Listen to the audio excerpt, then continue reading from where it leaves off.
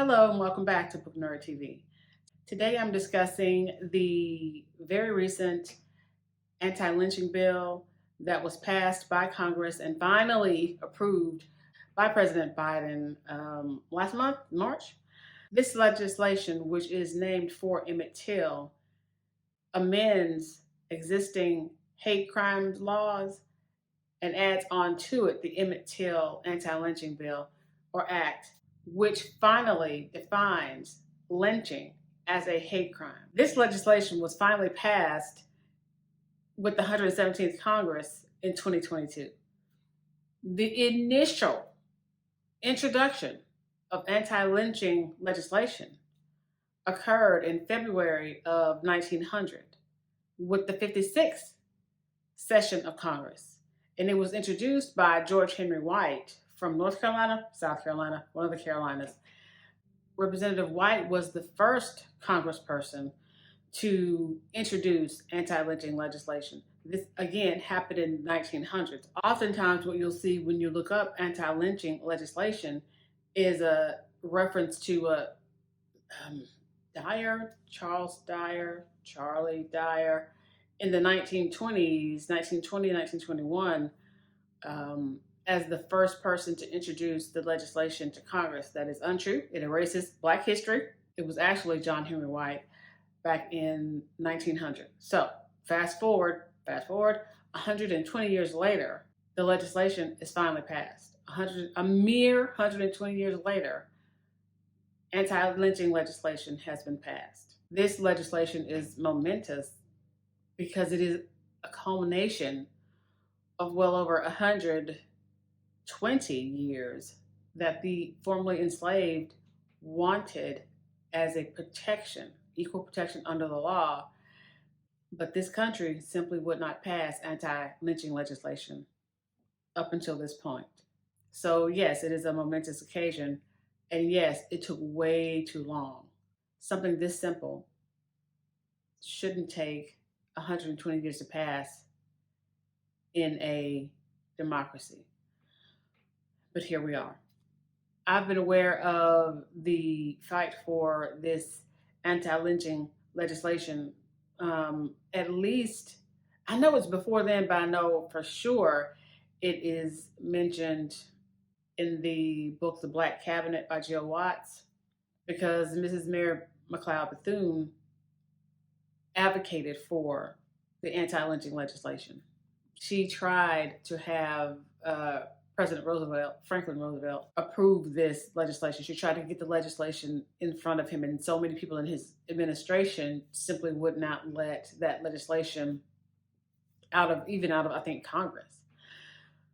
So, and I know I've heard of and read about anti-lynching legislation long before then, but that's the first time, maybe not the first time, but that was the most recent book, I should say, where I know that it was definitely mentioned more than once and was sort of one of those threads that weaved its way through the text. I know that there was also some mention, if not actually to anti-lynching legislation.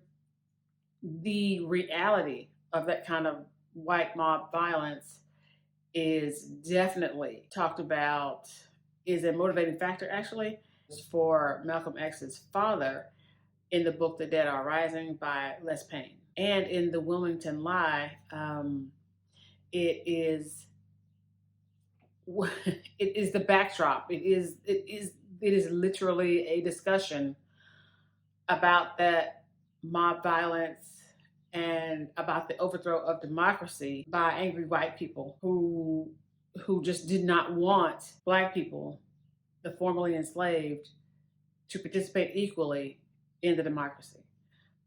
So this bill actually is momentous. It did receive notice, but considering the efforts, the suffering that occurred as people strived to have this bill signed into legislation, I just think it should be maybe more acknowledged. celebrated even. I mean, it's I said momentous before, so I'll say momentous again. It is a momentous occasion, and I am glad that it has finally happened after a minimum of 120 years, giving George Henry White, Representative George Henry White, his credit, even if Wikipedia does not. Wikipedia, you need to fix your citation. I believe recognition of this struggle, the culmination of this struggle, is important, and that's why I decided I'd make a short video about it. If you want to get more information about the history of anti-lynching legislation, or at least some references to the history of anti-lynching legislation, then the book that I'm absolutely going to read in reference to this, I thought it'd be here by now, but it's not here. USPS.